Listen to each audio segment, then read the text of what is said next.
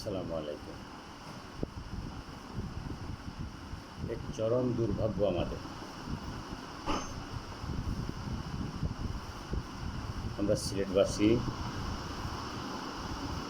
আমাদের সৌভাগ্য একটাই, আমরা হজরত শাহজালাল রহমতুল্লাহ আলাইহি, শাহ কোরআন রহমতুল্লাহ আলাইহি 360 আউলিয়ার পুণ্যভূমিতে বাস করি। এই ভূমির মাটি নাম, এই মাটির সন্তান আমরা। এর বাইরে যা কিছু ঘটে, যা কিছু দেখি, সব যেন একটা দুর্ভাগ্যের মতো। আমাদের একজন হুমায়ুন রশিদ চৌধুরী ছিলেন। তিনি যখন রেল স্টেশন উদ্বোধন করতে আছেন, তখন আমাদের আরেকজন কৃতি সন্তান আব্দুস সামাদ আজাদকে পাঠিয়ে দেওয়া হয় তার বিপরীতে। দুজনকে দলাদলিতে লিপ্ত করে দুজনের মর্যাদাহানি করা হয়। আমাদের একজন সাইফুর রহমান ছিলেন,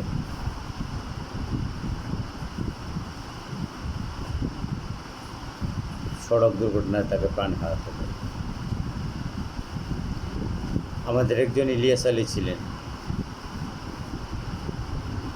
গুম হয়ে তাকে হারিয়ে যেতে হয়। আমাদের একজন সুরঞ্জিত সেনগুপ্ত ছিলেন,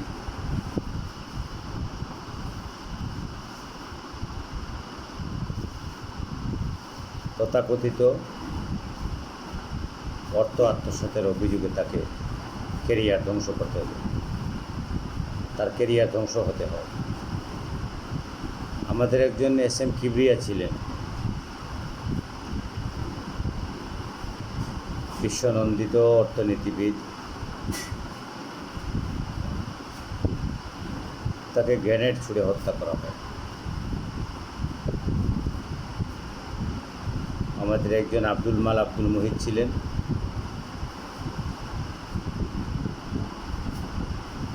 রাবিশ শুনতে শুনতে তাকে বিদায় নিতে হয়।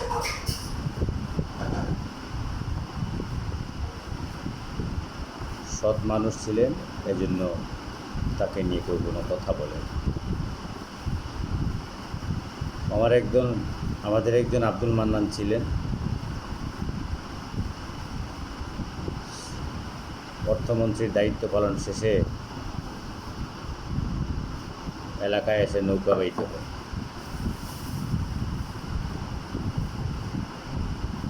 আমরা বড়ই দুর্ভাগা সিলেটবাসী। এই সিলেটবাসীর নেতৃত্ব দেওয়ার মতো যে মানুষগুলি ছিল, তারা আজ হারিয়ে গেছে। নতুন করে কোনো নেতৃত্ব আসার আলো জাগাতে পারছে না।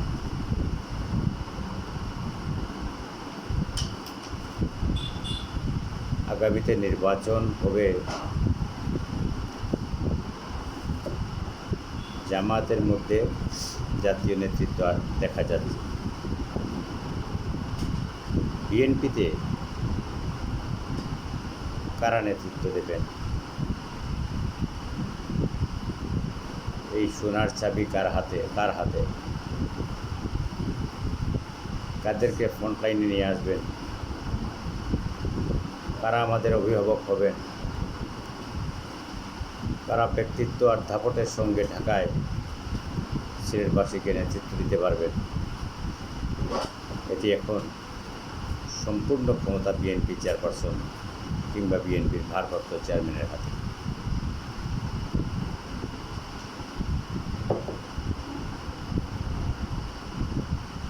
তিনিই নেতৃত্ব ফুটিয়ে তুলতে পারেন, তিনিই চাইলে নেতৃত্ব ধ্বংস করতে পারেন।